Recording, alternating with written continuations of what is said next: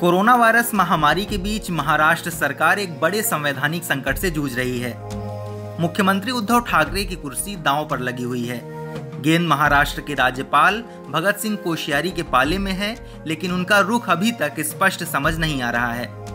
आइए सबसे पहले बताते हैं कि क्या है पूरा मामला।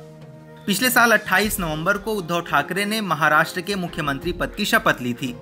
उन्हें 6 माह के अंदर यानी 28 मई तक एमएलए या एमएलसी बन जाना चाहिए, लेकिन चुनाव आयोग ने पहले ही राज्यसभा चुनाव, उपचुनाव और निकाय चुनाव को महामारी के मद्देनजर स्थगित कर दिया है।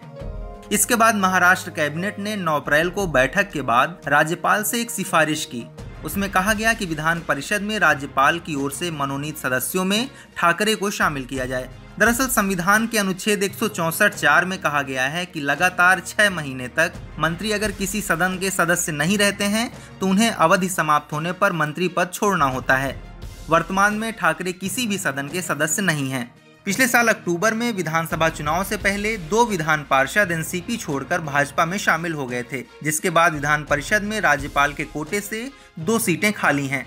इन दोनों रिक्त सीटों का कार्यकाल मध्य जून तक है। इन सीटों पर उद्धव ठाकरे के नामांकन के लिए राज्यपाल को कहा गया है। इस मुद्दे पर शिवसेना नेता संजय राउत ने सवाल उठाया है कि राज्यपाल भगत सिंह कोश्यारी को मुख्यमंत्री उद्धव ठाकरे को राज्यपाल कोटे से विधान परिषद के लिए मनोनीत करने की राज्य की सिफारिश को मंजूरी देने से कौन रोक रहा है।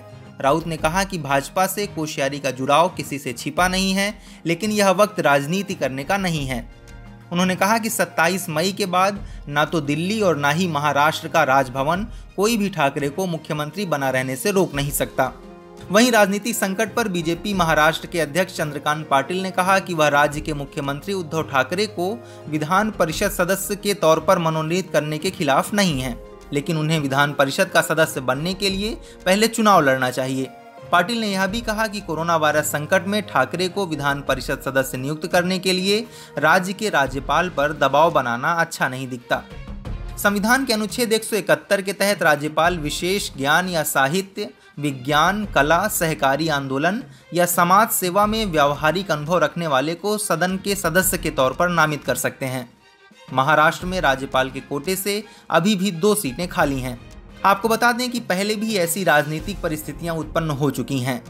दिवंगत नेत्री जे जयललिता ने 2001 में कानूनी परेशानियों के कारण एक विशाल जनादेश के बावजूद तमिलनाडु के मुख्यमंत्री पद से इस्तीफा देना पड़ा था। उन्हें भ्रष्टाचार के मामलों में दोषी ठहराया गया था और चुनाव लड़ने की अनुमति नहीं थी, लेकिन जयललिता पार्टी की नेता चुनी गई और सीएम बनी। 6 महीने के अंदर ही सुप्रीम कोर्ट ने फैसला दिया कि जयललिता की नियुक्ति असंवैधानिक थी।